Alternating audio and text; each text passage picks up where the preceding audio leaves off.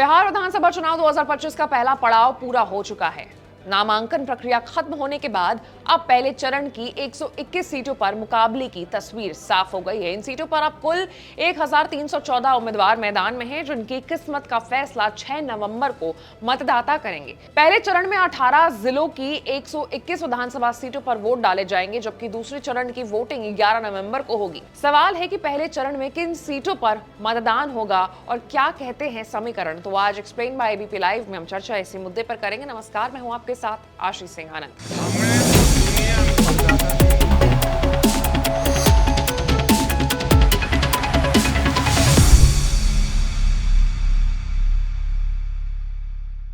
दरअसल पहले चरण के लिए नामांकन प्रक्रिया 10 अक्टूबर से 17 अक्टूबर तक चली। इस दौरान कुल 1690 उम्मीदवारों ने अपने नामांकन पत्र दाखिल किए थे। स्क्रूटनी के दौरान 315 नामांकन अवैध पाए गए और रद्द कर दिए गए। वहीं 61 उम्मीदवारों ने खुद से ही यानी कि अपने स्वेच्छा से ही अपने नाम वापस ले लिए। इस तरह अंतिम रूप से 121 सीटों पर 1314 प्रत्याशी चुनावी मैदान में रह गए। इस चरण में मुजफ्फरपुर और कुढ़नी विधानसभा सीटों पर सबसे ज्यादा यानी 20-20 उम्मीदवार अपनी किस्मत आजमा रहे हैं। उसके उलट भोरे, अलौली और परबत्ता सीटों पर सबसे कम यानी 5-5 उम्मीदवार चुनावी मैदान में। राजधानी पटना जिले की 14 विधानसभा सीटों पर 139 उम्मीदवार ताल ठोक रहे हैं। इनमें से 9 प्रत्याशियों ने नामांकन वापस लिया।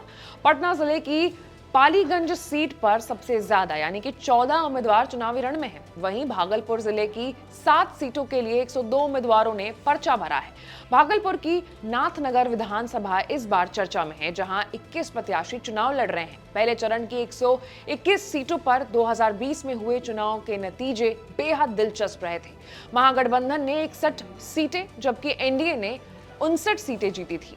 एलजेपी को सिर्फ 1 सीट मिली थी। अगर सीटों के हिसाब से देखें तो आरजेडी ने 42, बीजेपी ने 32, जेडीयू ने 23, कांग्रेस ने 8, भाकपा माले ने 7, वीआईपी ने 4, जबकि सीपीआई और सीपीएम को 2-2 सीटें हासिल हुई थी। इससे साफ है कि पहले चरण की सीटें पारंपरिक रूप से आरजेडी और जेडीयू के गढ़ रही है। 2025 के चुनाव में भी इन 121 सीटों पर आरजेडी और जेडीयू की प्रतिष्ठा सबसे ज्यादा दांव पर है। महागठबंधन की ओर से आरजेडी 71 सीटों पर चुनाव लड़ रही है, जबकि कांग्रेस 25 सीटों पर उम्मीदवार उतार चुकी है। इसके अलावा भाकपा माले 14, वीआईपी और सीपीआई 6-6, सीपीएम 3 और इंडियन इंक्लूसिव पार्टी यानी आईआईपी 2 सीटों पर मैदान में। महागठबंधन के कुल 127 उम्मीदवार पहले चरण में ताल ठोक रहे हैं। दिलचस्प बात यहाँ ये है कि कई सीटों पर महागठबंधन के घटक दल आपस में ही भिड़ने वाले हैं। जैसे वैशाली और लालगंज में आरजेडी बनाम कांग्रेस, तारापुर में आरजेडी बनाम वीआईपी और राजापाकर, रोसड़ा और बिहार शरीफ में कांग्रेस बनाम सीपीआई का मुकाबला है। वहीं एनडीए की तरफ से जेडीयू 75 सीटों पर और बीजेपी 48 सीटों पर चुनाव लड़ रही है।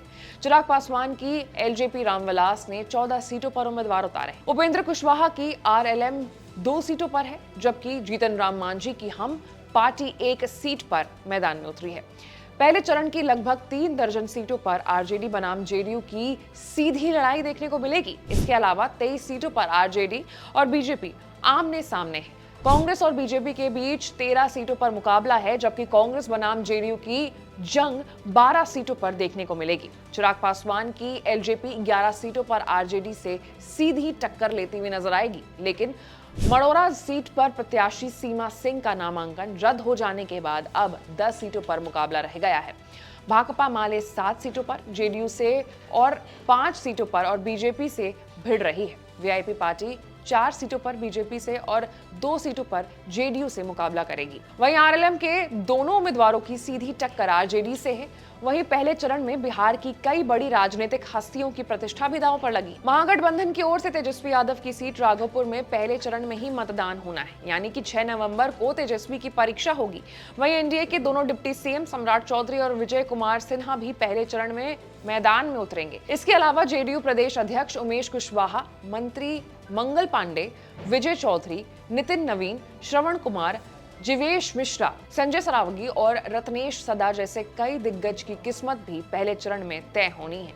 इस चुनावी जंग में सिनेमा जगत के सितारे भी मैदान में हैं। छपरा सीट से भोजपुरी सुपरस्टार खेसारी लाल यादव मैदान में हैं, जबकि अलीनगर सीट से लोक गायिका मैथिली ठाकुर किस्मत आजमा रही हैं। इसके अलावा शहाबुद्दीन के बेटे ओसामा की सीट रघुनाथपुर पर भी पहले चरण में वोटिंग में होगी, जिससे उस इलाके में सियासी हलचल तेज हो गई है। पहले चरण की ये जंग केवल चुनावी औपचारिकता नहीं, बल्कि सत्ता की दिशा तय करने वाला मुकाबला है। साल 2020 की तरह इस बार भी दोनों गठबंधनों के बीच कांटे की टक्कर की उम्मीद है।